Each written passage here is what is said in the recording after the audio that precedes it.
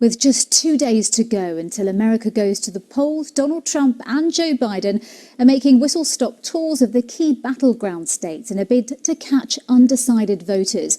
Our North America editor John Sopel is in Washington for us. John. Tina, thanks very much. Yes, the nation's capital is preparing itself for Tuesday. Maybe that should be bracing itself, because wherever I look, shops, businesses, they're all boarded up. The fear of violence is serious, whoever loses this election. Meanwhile, on the road, the candidates are out seeking to get every last vote.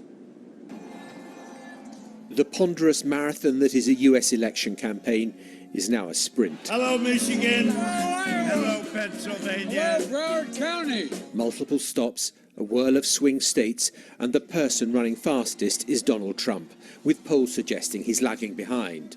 Not that you'd know it from his confident, bullish demeanour. He's so angry. You know why he's angry? Because he's losing. That's why he's angry. No, it's very agitated. I don't think he knows he's losing. I don't think he knows anything, actually. Joe Biden has also upped his pace and is now being helped in these closing stages by the former President Barack Obama. Tweeting at the TV doesn't fix things. Making stuff up doesn't make people's lives better. You've got to have a plan. You've got to do the work. Even off stage, redefining political longshot. No drama Obama, still able to command attention. That's what I do. And America's third president and founding father of this nation would surely look down with delight at the millions who've already voted, suggesting that turnout is going to be way up in 2020. Wherever you go, there are long lines of people, but there's also a mood of deep apprehension. You can tell the tension. I mean, I think the world can even feel the tension in the U.S. It's like a pressure cooker everybody's feeling. To me, it's kind of like voting for lesser of two evils. I think it's very important that people, come out and vote, but especially for this year, it's just almost like crisis is going on. This is the great celebration of any democracy, the moment when we the people decide whether our rulers get another term in office or get turfed out. It is empowering. But there is a fear stalking America, a deep unease about what might come next in this bitterly contested presidential election. And how is the nation's capital preparing for this celebration of democracy? Well, everywhere you go, you see teams of workmen boarding up shops and offices. Something similar happens in the Deep South during hurricane season with acts of God. But on Tuesday, America seems to be bracing itself for a very different type of storm, and one that's entirely man-made. If Britons were voting in this American election, then Joe Biden would win decisively, according to an opinion poll, which showed that he was way more popular than Donald Trump. But of course, they're not. But who would be best for Britain and for the special relationship? Who wins the election on Tuesday night? Our World Affairs editor John Simpson reports. Mr. Macmillan praises the partnership between his country and the United States. It's been a partnership for decades, but never a partnership of equals. And Britain has faded in importance as the years have passed.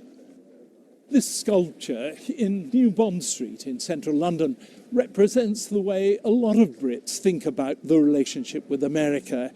Best mates, essentially. Churchill and Roosevelt sitting side by side planning the Second World War. But the Americans don't necessarily see it that way at all. And now we're onlookers at an election which will affect us immensely. Trump favours Brexit and will offer us a trade deal on America's terms. Biden dislikes Brexit and has said that Boris Johnson is a Donald Trump clone. Kim Darroch, as Britain's ambassador to Washington, criticised Trump and had to resign.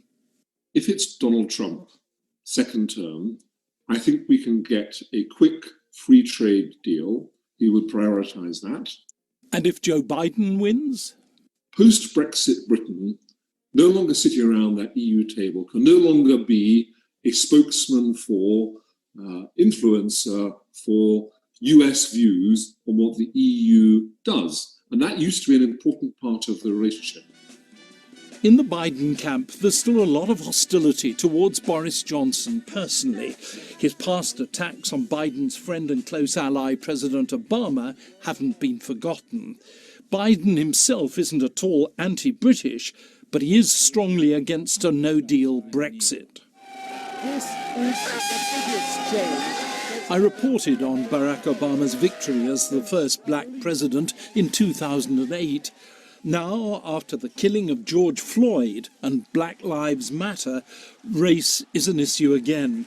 Biden's biggest decision was his choice for Vice President, Kamala Harris, of African and Asian descent. She'd be hugely influential if Biden wins, especially to people here who've been moved by these campaigns. She will be the second most powerful person on the planet. And it's just, I can't even say how overwhelming this is going to be. It matters enormously because it's going to change the landscape. The last 4 years under Trump have done tremendous damage to some key British interests, like NATO, for instance, and Joe Biden will take America back into the Paris Accords on climate change, another key British interest. Still, Donald Trump has set a new standard for America abroad. Biden would have to match Trump's tough approach.